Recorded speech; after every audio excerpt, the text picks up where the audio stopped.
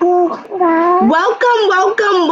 Good morning, good night, wherever you are tuning in from. This is the Blackout Live from New York with your host, Tajmir, and my now co-host, Elijah. And we're here to celebrate and just discuss Black folks across the diaspora and to have an open dialogue about Black economics, how we reimagine trends in business and explore the magic that we have. Today we are interviewing a viewer who has become, a comrade in this whole diaspora and ecosystem of urban planning. And his name is Michael Randolph, and he is at the Center of Nonprofit and Community Development. And we are going to be discussing all things urban planning, community development, community activism, how to bring people to the table. So let me bring Michael up. Good morning, Michael. How are you? I'm blessed. What's up, New York? What's up? Miami, right? No, Tampa. It's one person has a show from Miami, you're in Tampa. I should have just said Florida and just been safe. So What's going on with you? Please let the people know who you are and what you have been doing. So my name is Michael Randolph, and I'm in Tampa, Florida by way of Sandtown and Baltimore. So I grew up in some of the probably worst communities that you could have grown in Sandtown.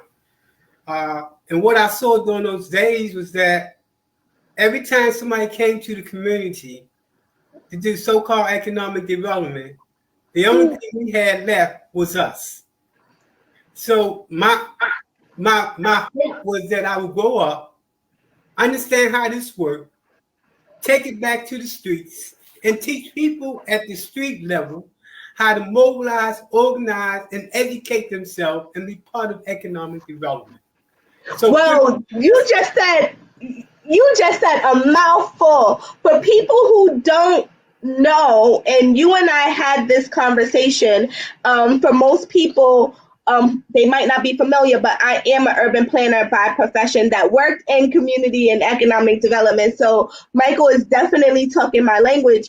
But for some folks that aren't familiar with the lingo, can you just give a broad stroke on what economic development is, or community development for people who might not know? So let me development, because that has been a problem. Let me say social economic development.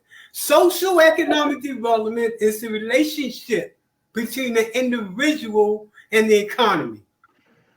Unemployment, lack of affordable housing, all those things. When you say economic development, and this has been the problem, it's been business to business. And we really haven't talked about what's the relationship to residents and why is that important? Because gentrification occurs all day long. The problem with gentrification is that we don't do smart planning. Because if we did social economic development, as we begin to bring up the development of a neighborhood, we will put people into transformation.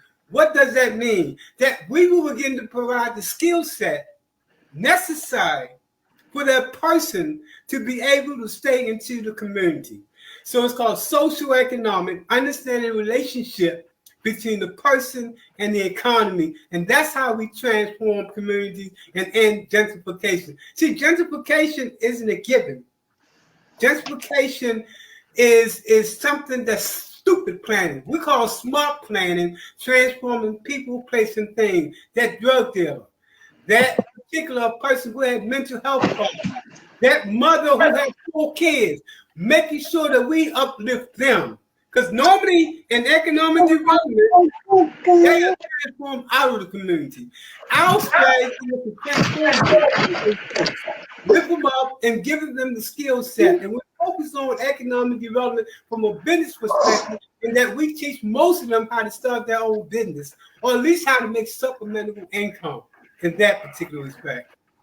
So last week, well, not even last week, on Monday, I was talking to Quita from Baltimore, and she also has a show on the platform on Monday nights called Share Spaces with Chap.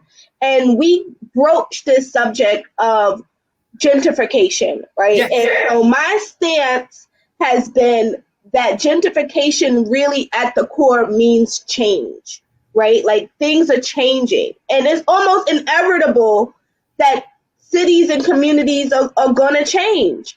And even rural America is going to change. But what happens is that there's this balance between racial and classism that's happening. And so for me, I think that a lot of what the dialogue has been is about the emotions of race. And that's because we're in America and race is defined by everything that you do here. Race is included in the equation of how people have access or don't have access. And what happens is that when as communities are changing, people feel like they're getting pushed out and they feel like they're being displaced and they're being outpriced. And that is also a class and economic challenge. And so to Michael's point, we don't have smart planners at the table because oftentimes the folks that are planning what your city and your neighborhood or your community might look like are often not people that are part of the community. So what happens is that planning is happening all over the world. So America is a small piece. Our cities are a small fraction of that. Planners travel to the UK. They travel to China. They travel to Africa, out there in Johannesburg. And they're looking at how other places are functioning. And someone might say, hey, I was over here in the UK and they have bike lanes, right? If your city doesn't have bike lanes, it might eventually. I was in the UK and they have bike lanes, and it was so great, to see people bicycling around the city. And someone might come back and say, Tampa needs to have bike lanes because I just went to the UK and I had this great experience and it really seemed like it works really well there. So why can't Tampa also have bike lanes? Now, if those people aren't part of the community, they might not understand that you need parking, that, the bike lanes interfere with traffic, that there needs to be a whole education on drivers and biking because that doesn't really happen. They might be avid bikers and they might want the bike lanes, right? And so you start having this hodgepodge of cities starting to look alike, but also the functionality of the neighborhood might not even fit that amenity that is now being placed there because there was really no conversation with the residents in a meaningful way of, do they have bikes? Do they want bike lanes? Are they willing to give up parking spots for the bike lanes? How are the bike lanes going to take away from the sidewalk real estate that's on the street? So we just have things happening in the community that involves a lot of different city agencies that aren't necessarily talking to us. So that's also where some of the feelings and the emotions of like, they don't care. They're just like forcing this down our throats. And then the politics that are associated with that is that maybe your city council person, your assembly person, your representative is down for whatever that plan is.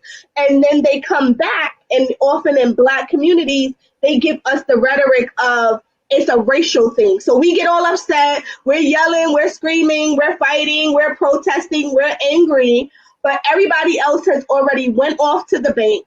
They're not going to undo this new infrastructure that they already put together. So we're going to have to live with it. And then it's just going to keep repeating itself because we, Michael and I, aren't the only people that need to be at the table really trying to have cohesive, to Michael's part, smart planning that incorporates all of the people in the neighborhood. Because we're not there, our voices aren't really being amplified and heard in the ways that impact policy and infrastructure. So that's just my habit and my that was so important. And that brings up why it's so important is First of all, we only work in the most violent and crime-infested neighborhoods in the country. And what we do is to come in, mobilize, organize, and educate the residents. We educate them on what is affordable housing and what are the best practices. What is economic development and what are the best practices? What is the best practice in terms of health? All these best practices, we actually educate them on. So as they begin to understand that, they begin to create their own table. And when they create their own table, we work with them in creating the 5-year plan. Once they create that 5-year plan, and the 5-year plan is holistic, comprehensive. It deals with economic development, social development, and physical development all at the same time.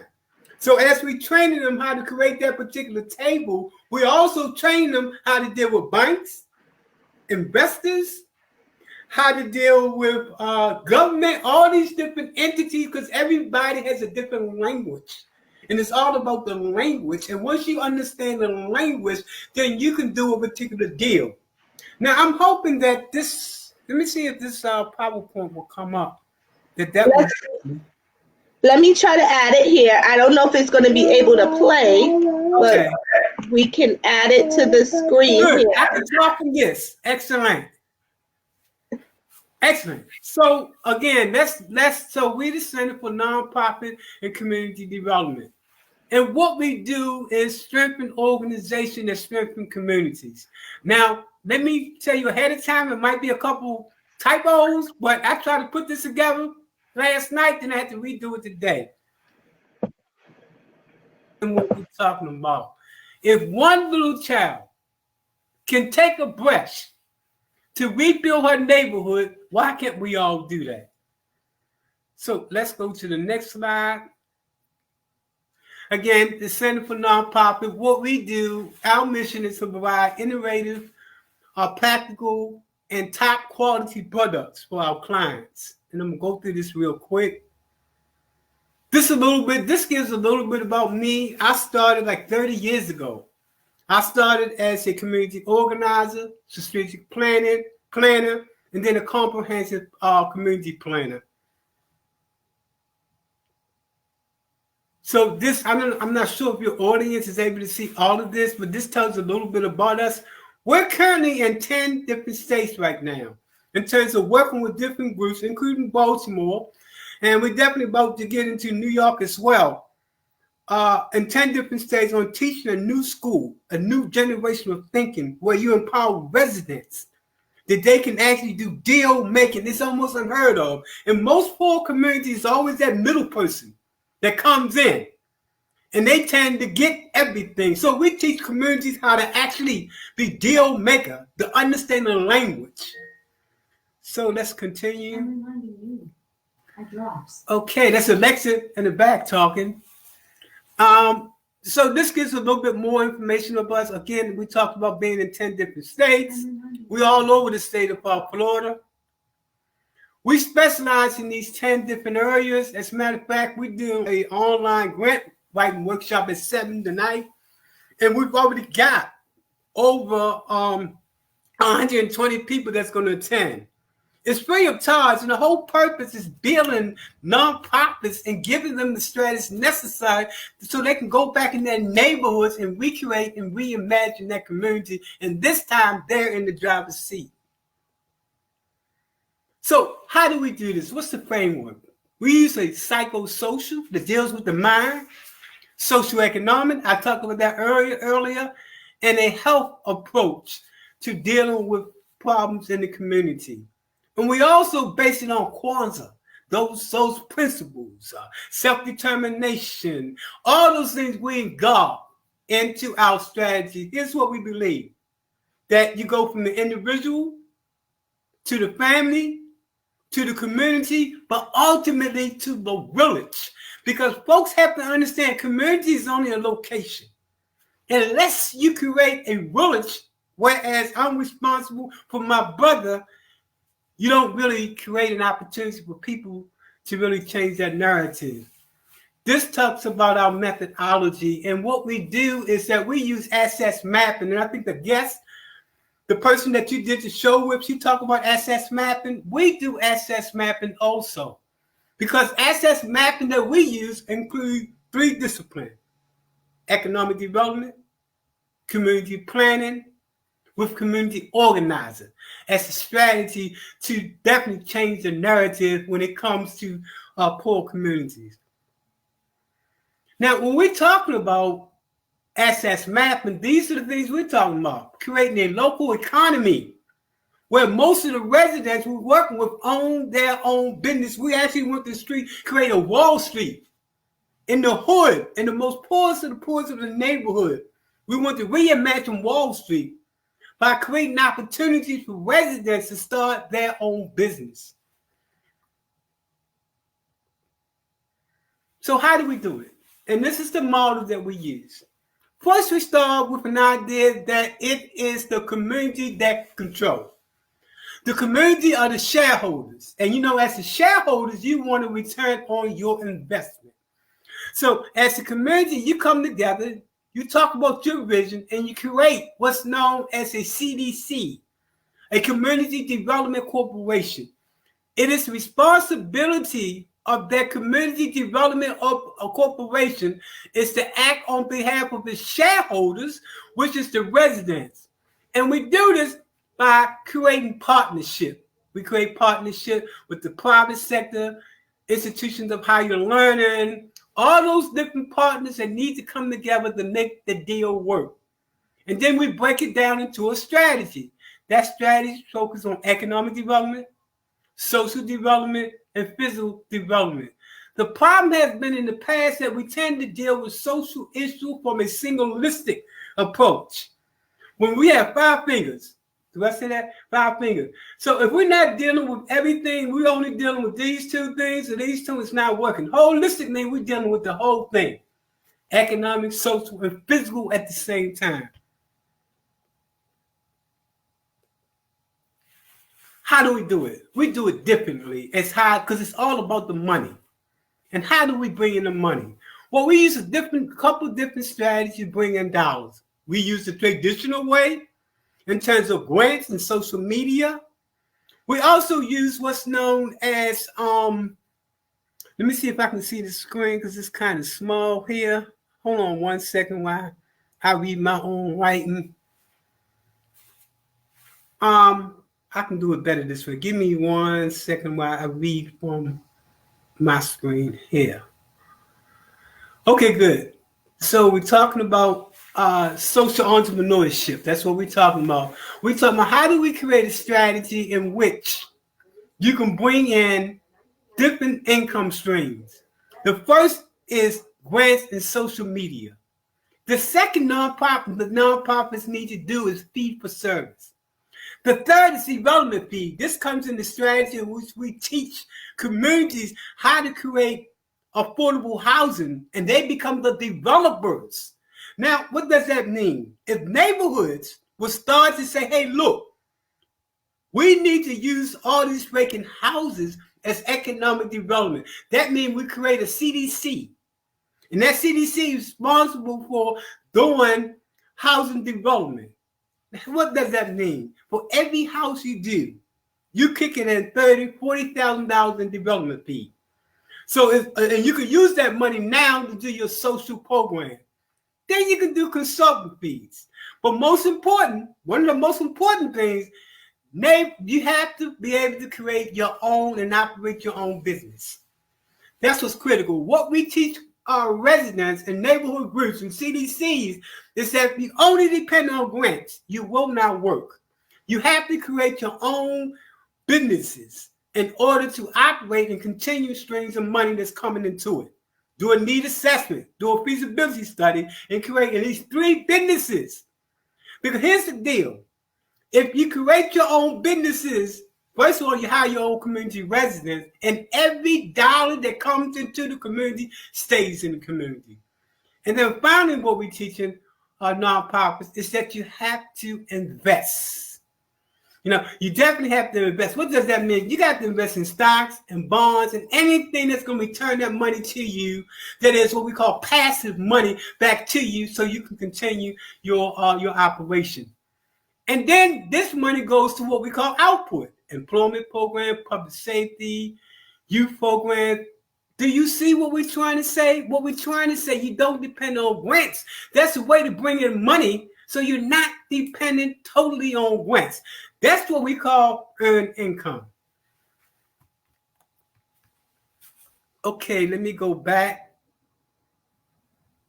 Give me 1 second while I try to get back on point. Okay, good. Now, what you're looking at now is what's known as the West Tampa CDC Technology, Wealth Building, and Job Creation Center. Let me tell you how this deal was finessed. So, a lot of time when developers come to the community, that's a tendency for communities not to be prepared to do deal making. Well, in this particular area in West Tampa that we was working with, they was able to do deal making. So when the corporation came and they wanted to do a lot of housing, deal was that we need to create what's known as a community benefit agreement. That means we get something out the deal to give back to the community so we reduce gentrification. And that's why it's critical, because you have to do deal making. Gentrification doesn't have to be if you know how to do deal making. And what we got out of the deal was that they will fund us to do this thing called the West Tampa CDC Technology and Wealth Building Center. So let's talk about some of the things that this does. Okay, first of all, it focuses on reducing gentrification by improving the workforce. Second, and this is most important, it enhances public safety by using an economic approach to deter crime by creating opportunities that remove obstacles and increase hope. The other thing it does is to increase opportunity for resident-owned businesses. The next thing it does is to increase the community understanding of investment. We want to move people on the streets from a street mindset to a Wall Street mindset. We want young people as young as 9 years old being able to go and read the financial section of the paper and understand it and understanding how to do that investment. Michael, I wanted to cut in real quick because you're dropping a lot of jewels on people, and I want to make sure that they are picking it up because this is totally my language. So when you're doing the community reinvestment pieces of the deal making, can you talk through why that is important or even what that is? Because I don't like, so for people who don't understand, when banks, for instance, banks come into your neighborhood, like the big banks, like Chase, TD, Wells Fargo, Bank of America, a bank, just think of a bank.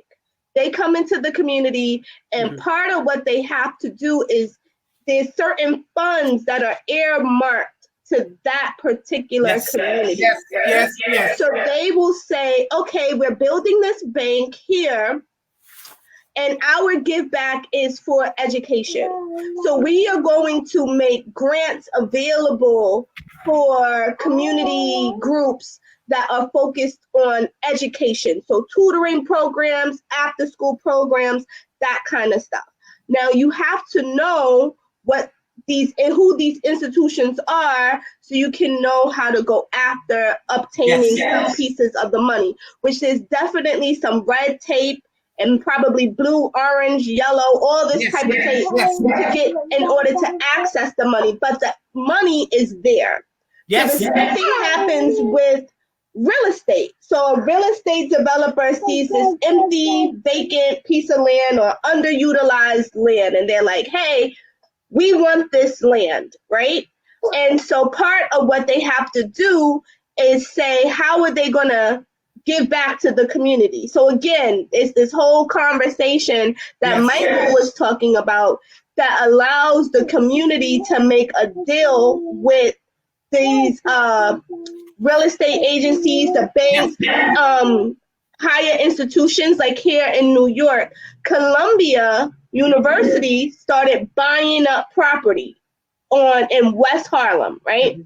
They were like, hey, we need this property because we need to build out new facilities, or we need to have dormitory or whatever. So part of what they did was that they went to the community board, and the community board in this case was representing the community and helped to craft this this community give back, but you still have to figure out how to access the money. And what Michael is kind of saying is that you don't need to have the community board be the liaison between you and the community to figure out how to access it. And the residents and the stakeholders in the community come together and design their own organization. Now the real estate institution, educational institution, or whomever that's coming in can now directly go to this organization that is earmarked to make these kind of deals to make sure that the community doesn't get the short end of the stick. Because oftentimes people are making deals with the community. They are trying their best. They're saying like, hey, so-and-so told me that I had to give $500,000 to this school over here for their new computer room. And we did that. So we did get back to the community. What happens is that there's these gatekeepers that don't give that information back to the community. So in turn, you see as a resident, things are being built and you think nothing is happening. You're like, they didn't come talk to us. We didn't get this. We didn't get that. And the developer is saying, no, we did. We gave it to this group over here, because the key is, if you aren't organized, someone else is going to get organized and go in and represent you, whether you know it or not, right? So you're griping and people are saying, no, we did our give back. You know, so-and-so came to us from blah, blah, blah, blah, blah, blah. They told us that we had to do this, this, and this. We did all those things over there. I don't know why it didn't get to you. And you're saying, I didn't even know that this thing existed, right? So this is why this conversation is totally necessary, because the deals are definitely happening all around the world. It's the same kind of deals that's going on. We, the residents and the most important stakeholders in the community, just aren't keyed in as to what's happening, and we don't know where to go to get the information, even though the information is usually in plain sight. We don't know what we're supposed to be looking for.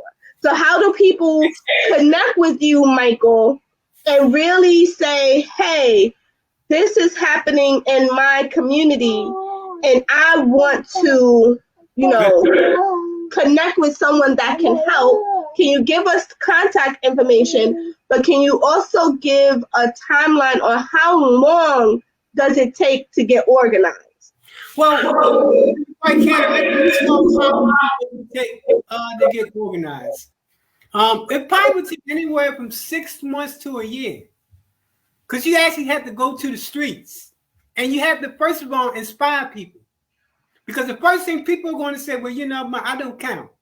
They're going to do what they want to do. And you teach them about CRAs. No, that's power. You have to understand the numbers, the money. Once you understand the money, then you'll be able to proceed accordingly. Now, it takes anywhere between that period of time. And my contact information, they can reach me at the Center for Nonprofit and Community at gmail.com. There's a Center for Nonprofit and gmail.com. But let me tell you about the deal we finessed. So this technology center is going to do a couple of things. It's unheard of in poor communities. The first thing we can do with this technology center is to teach kids in the city, in poor neighborhoods, how to do code, how to do artificial intelligence, how to do mobile applications, how to do game applications. We're going to change the whole narrative, because we understand that technology is the future. All these jobs now that you got at McDonald's, they're phasing out the machine. So we're trying to uplift the community by teaching them technology. Can you imagine this in a poor neighborhood? That's one of the things we want to do with that technology center. The other thing is what's called and the production center and performing arts. We're using this as a strategy to get people off the streets and drop that gun and using mics. That's no strategy we're using. But we need to finesse what we needed before the development came. First thing you need to do is to get what are the needs of our community. A particular plan. So when come, you get paid. I can't emphasize the need to model the community development model. Why is that important? If you're a community development corporation, there's special money that the federal government gives. With this money, you can build, a shopping mall. You can build affordable housing. All these money comes to you if you're a community development corporation. That's why we tell the first thing we say to the community, create a community corporation. Now, how do they create the community development corporation? How do you do that? What do you need to create a CDC? So, first of all, you want to mobilize people and create a board of directors. You create a board of directors, and from there, you create what's known as a 501c3. What's important when you create that 501c3, a lot of people put down advocacy group, you don't. You want to put down economic and community development. That's the key terms. Because once you become that type of status, then you bring in all money. You talk about people don't know how many $1 million are coming in. And the percent of that money got to go back to the community. And you finesse it that particular way. But yeah, I would say it's easy to get started. It's hard in order to keep it running. So you start a 501c3 and you make sure you click that box. Community development and economic development as a focus for your CDC. And so how long does it take? Say I decided I'm in Nebraska and I'm like, I know development is coming to Nebraska. How many people do I need to start this CDC? Do I need 10? Do I need 5? Could it just be me? How many? More, because that CDC should reflect the community. You should have somebody from social service that understand that. Somebody that understand housing. You should have somebody that's poor on there. Poor residents is part of that, right? You should have community leaders, neighborhood groups. All of these should combine together to truly represent that neighborhood. So you have to make sure you got your stakeholders. For example, the CDC that I work with is really real because the two people that lead the organization actually come from the community. Make sure that the people that lead that organization is residents that lead that particular organization. These two individuals, the president and the vice president, because in order to do that, you have to get buy-in from the community. And the first thing they're going to say, who's on the board? Do they look like me and do they represent me? Now, what do you say about folks that are coming, and this is always a question, what happens when you're entering cities that you aren't native to and you're giving your advice on how to plan? What do you feel like it's received well? Do you feel like you're an outsider? Are people like, hey, why couldn't we find somebody here to help? You don't understand what my nuances of my community is. Are those like, how do you deal with that? Well, a couple of things. First of all, because of my background. And when I say my background, because I come from a background which is a poor neighborhood, that's a relationship established already. He's not part of corporate America. Let me listen to him. And then you begin to say, the power is within you. And then people start to listen. And then you say, this how it's done. No matter where you go. If you can relate to that population of people, for example, if you come from Harvard and you're trying to come to the hood, it's not going to work. But if you're coming from the hood and you represent the hood and you tell them, look, this is how it's done, you build that relationship. That's no city I've been to that I wasn't able to get a relationship. Once they say, okay, well, you come from where I come from, we can identify. That's what's most important. People have to identify with you. A lot of times what people do is that they bring like a scholar from Harvard, Yale, or an institution like a higher learning. That's not going to work. That has to be a representation of you. So we have Joey, who has a show today at 6 o'clock, where he's talking about bringing faith leaders into the conversation. How we used to have a lot of faith leaders like Martin Luther King, Malcolm X, that were part of our leaders into the conversation of something like economic development, and that is also a little lost and a little missing. I think that people do use faith leaders to manipulate Black folks about taking on certain projects in their community when they go to Black churches. I do think that happens often because they're like, the congregation is going to go with whatever the pastor says, and sometimes there's a deal there. Or here in New York, developers are buying up churches. They're buying up churches, and it's a really big thing because sometimes the members don't necessarily understand the deals that are being presented to them, and then they wind up getting the short end of the stick with the promise of building them a new church. So that has happened quite a bit here in New York, and I would just venture to say in other cities as well, where a lot of churches are starting to disappear on the map or being tucked away somewhere else. But Joey was just talking about Elijah talking in the background. I think he's really into this conversation. We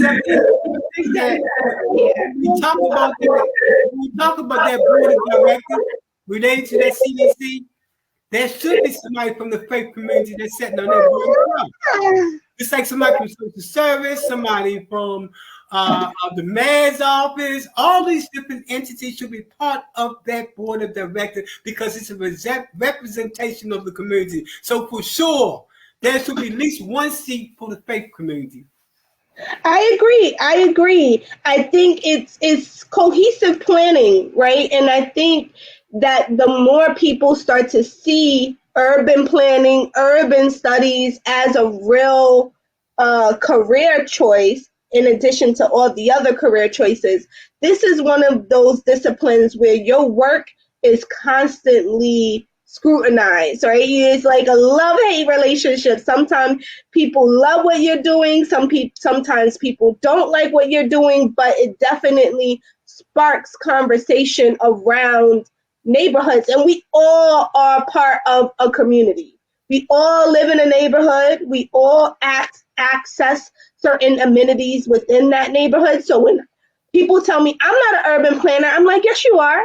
You totally are. You live in a neighborhood and you have opinions about that building being there, that supermarket being there, that pothole on that street, that bus stop, that traffic light. You something about the community makeup, you got something to say about it. And to me, at the very least, that's placemaking and conversation. So we all are urban planners. We just all are at the tables of planning the city. You really right on the road. But I do want to emphasize how important it is when you do your organizing and you do your mobilization. Make sure you include those with substance abuse, with mental health. Those are homeless. All these people should be at the beginning stages because all of them come with a particular piece that makes it work. Traditionally, we've not decided to those people who are mental health, and we go to organizations to plan this. You have to make sure that you're inclusive. That person on substance abuse, mental health, all these individuals should be part of the organizing of the plan and make it work for everybody.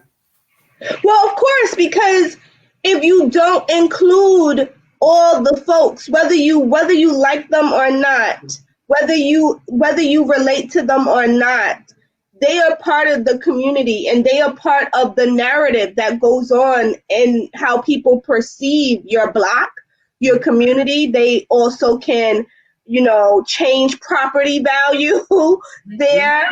They can impact developments of shelters. They can impact sanitation, public safety. And sometimes these are things that your city isn't necessarily going to pay for. Sanitation departments are strained just like any other city agency. So if you're saying that you're not going to think about the homeless or you're not going to think about people with mental illness, they're dumping trash on your street. So who's going to pick it up? Who's going to clean up the trash, right? Who's going to service them? And then sometimes because of the state that they're in, they can definitely impact local economics, because we talk about economics like this real big ecosystem, and it is, but there's also microeconomics, your corner store, your beauty salon, your dry cleaners, your local barbershop. Those are business owners, right, that are bringing money into the economic base of your community to provide certain services there. So if people don't want to come and open up a business on your block or in your neighborhood, that's going to be a problem because you might have to drive out. And if you don't have a car, how are you going to get there?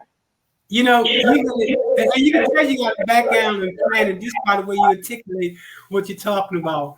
And that's why it's so important. I just want to do a really shout out to anybody that's on that corner, to all those mothers that's out there that's going through all this, to all those people that lost hope because the educational system is not working, government is not working. You can't depend on them. You have to create your own, because nobody's going to save us but us. We have to educate, mobilize, and create a plan of action that works for us. Because you know and I know poor people are big business. So we have to use a strategy where poor people become part of the business of mobilizing, organizing, and being able to stay in those communities. But it's about power and understanding how to use power. That's the most important thing, because knowledge is power. Once you teach them how to do it, they can finesse all kind of deals, and they can really be in a power community, because now they got the money for their own programs. They know how to talk to banks. In fact, banks are running to them. Investors are running to them. So that's what I'm leaving out there to the streets right now, because that's what I do this for. I come out of one of the poorest neighborhoods in the country. And all I saw during my life was people coming in, community still looked the same. And I said, it's got to be a better way. And I was fortunate, because when I was in Sandtown, they came because Sandtown was one of the worst communities. They came in from Harvard, Yale, Princeton, all these institutions to teach them how to transform a community. And one of the things they told me, because I asked so many questions, they said, you need to be a consultant, because ain't nobody going to know it from the community perspective like you. They admit it. We come from Harvard and Yale with all these institutional scholars, but you have to come from within. Learn this stuff. Go back to the streets and teach everybody. It's not about one organization, but teach as many as you can, so you can create a different type of people, because we're tired of being played upon because we're in a particular poor community. Do you understand what happens when a poor community know how to finesse a deal? How they can bring the money to the table? Where there's no educate. We can create money to create our own educational system to teach our kids. We can create our own pot of money for our own residents to start their own business, create jobs. We can do it ourselves, but we have to understand the strategy. And what we teach is a bottom-up approach. We think that in order to understand the process, you have to go all the way down to the street level and educate. Now, banks respect you. The government respect you. Everybody respect you, because now you got finesse to it. So at the end of the day, even if you think it's the worst of the worst, you can come out of this. It's all about creating a strategy and a plan and educating. And I say this because we become so dependent upon politicians. Right now, people are nervous. They say, well, the Republicans are going to take over. Well, using the strategy we have, you don't have to depend on government, because you got your own earned income. You got different streams of income coming in order to make sure you become totally independent. We become so dependent upon the next government that's in office. So we have to create our own, because we already got it. I love it. So how can people connect with you? This was a totally dope educational conversation dialogue that really can go in any neighborhood. This is not location specific. This is not about New York. This is not about Baltimore. This isn't about Tampa. You know, we have quote unquote poor neighborhoods all over the world, right?